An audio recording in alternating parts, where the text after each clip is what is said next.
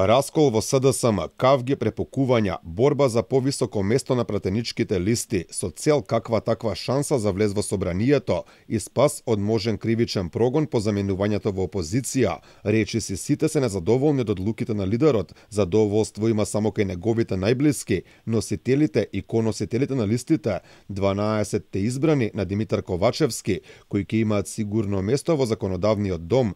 Ова е епилогот од нервозниот конгресен ден во СДСМ, по кој партијата се уште не соопштува со кои 120 кандидати за пратеници ќе излезат на изборите на 8 мај, иако конгресот беше свикан токму за таа цел. Според наши партиски извори во СДСМ биле свесни дека ги очекува тежок пораз на изборите, па поради тоа многумина не биле задоволни со своите позиции на пратеничките листи, го обвинувале лидерот дека на добитни позиции става само актуелни функционери со цел да имаат пратенички имунитет во иднина за спас од евентуална кривична одговорност, па поради ова незадоволство на членството, најмногу од партискиот лидер Ковачевски соопшти само 12 од 120 имиња на листите, токму само кај дел од нив можеа да се забележат ретките насмевки меѓу многу студени лица на социјалдемократите.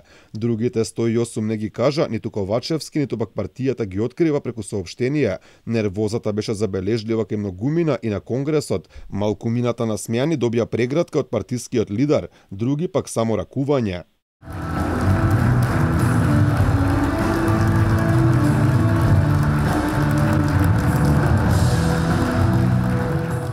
Нервоза на моменти можеше да се забележи и кај самиот Ковачевски, која на еден начин ескалираше на крајот на неговиот говор, кога почна силно со тупаница да тропа и да тресе говорницата, повикувајќи го членството дека морале да останат силни.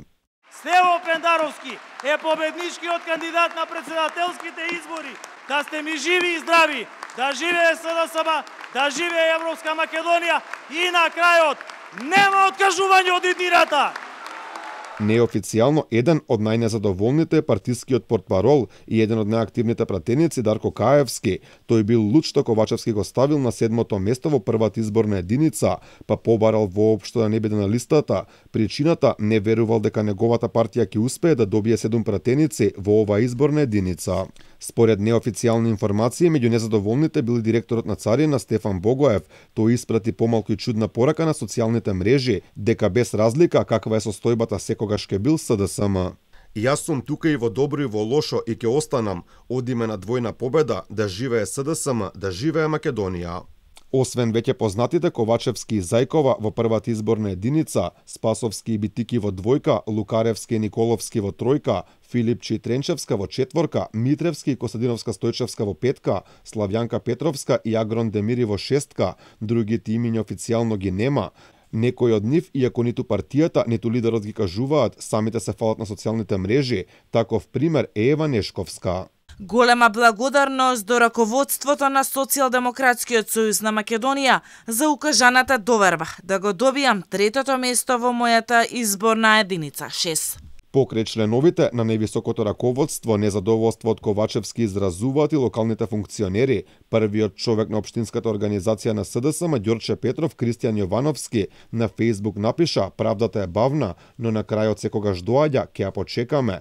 Реагираше и активистка на СДСМ од Велес, незадоволна што пратеникот Ненад Коциќ не е на листите, порачувајќи дека Ковачевски намерно давал власта, некако што пишува во Мировците. Во својата објава на Фејсбук, Маријана Талевска-Делевска порачува дека веќе нема да се бори за својата партија.